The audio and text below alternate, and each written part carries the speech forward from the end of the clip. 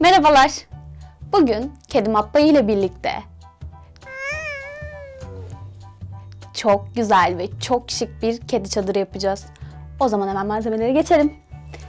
Yıldız desenli keten kumaş, diğer süslemeler için kullanılacak olan kumaş, hasır ip, çadırımızın iskeleti için kullanacağımız 4 adet çubuk, mezura ve makas, silikon tabancası.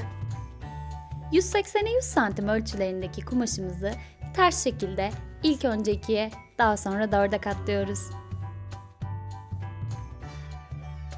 Çadırımızın dört kenarı için 4 tane aynı boyutta üçgene ihtiyacımız var. 4'e katladığım kumaşımın alt kısmı yaklaşık 50 santim. Düzgün bir üçgen elde edebilmek için tam ortasından işaretliyorum.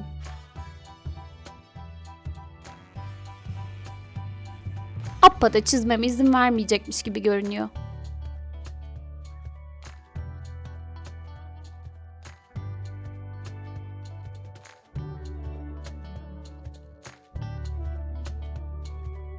Üçgenlerimin yüksekliği birleştirme paylarıyla birlikte 75 santim olacak şekilde işaretliyorum.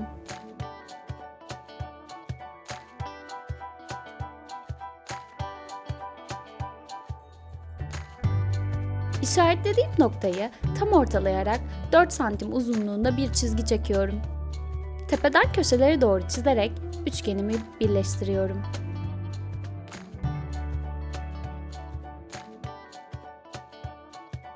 Sen kenara kay bakalım. Diğer köşe için de aynı işlemi tekrarlıyorum.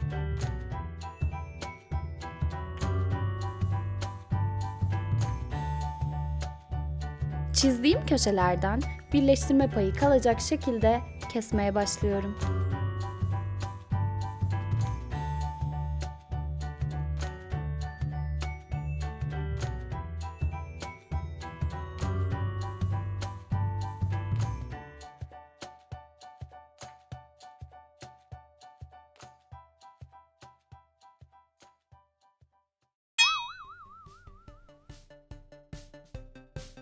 Dört adet bu şekilden elde ettiyseniz doğru yoldasınız demektir.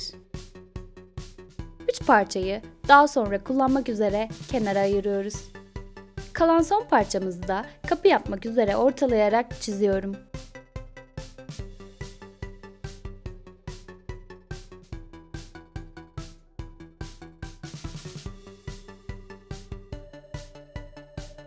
Ardından ortadan ikiye kesmeye başlıyorum.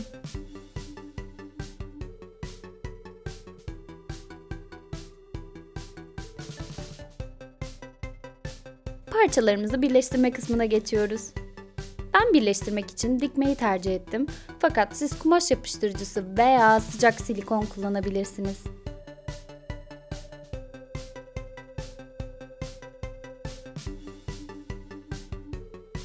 Birbirine diktiğimde bu şekilde görünüyor.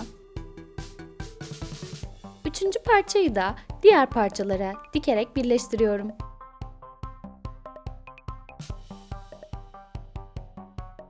Kapımızın giriş kısmı sökülmesin diye geriye katlayarak dikiyorum.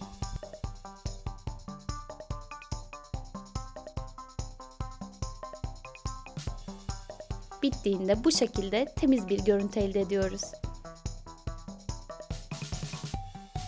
Son olarak 4 parçayı da birbirine dikerek birleştiriyorum. Çubuklarımızı sabit tutabilmesi için şeritlerden kanallar yapmak üzere ölçü alıyorum. Daha sonra aynı ölçüde 20 adet şerit kesiyorum. Her çubuk için 5'er tane. Kestiğim şeritleri sıcak silikon yardımıyla yapıştırıyorum.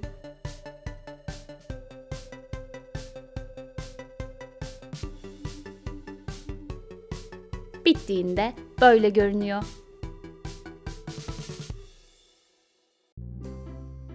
Çadırımızın zemini için kumaşımızı 50 santime 50 santim işaretleyerek kesiyoruz.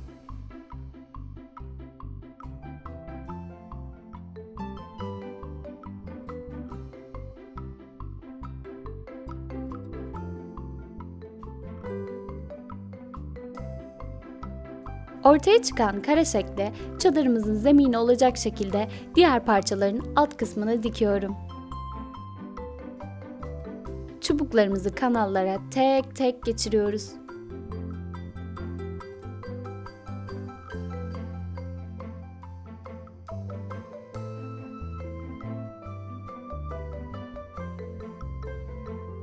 Sağlam olabilmesi açısından çubukları zemine silikonla yapıştırıyorum. Geçirdiğim çubukları aynı hizaya getirerek sabitliyorum. Ardından ilk çubuğa düğüm atarak ikinci çubuğun etrafından doluyorum. Bu şekilde sırayla bütün çubukların etrafından dolayarak sıkıca bağlıyorum. Son olarak ipi çubukların arasından geçirerek sağlamlaştırıp düğüm atarak bitiriyorum. Perde görüntüsü oluşturabilmesi için bir parça kumaşı içten dışa doğru sabitleyerek silikon yardımıyla yapıştırıyorum.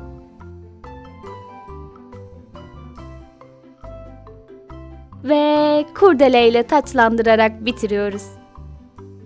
Evimiz hazır. Tabii ki Abba'da.